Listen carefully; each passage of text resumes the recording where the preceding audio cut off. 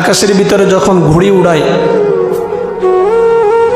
ঘুড়িটা যখন বাতাসের ভিতরে বিভিন্ন দিকে যাওয়া শুরু করে, ওই ঘুড়ি ভাবে মনে হয় আমি এখন স্বাধীন।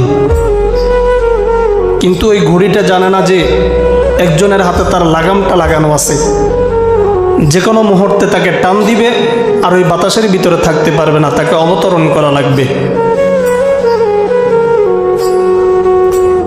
ঘুড়ি যদি জানতো তার লাগামটা অন্য কারো হাতে আছে, তাহলে এভাবে স্বাধীনভাবে চলতে পারতো না।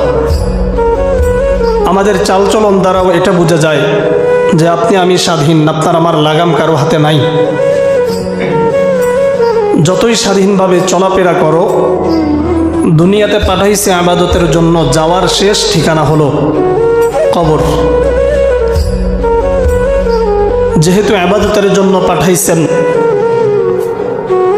ইবাদতের অন্যতম মাস হলো রমাদান মাস।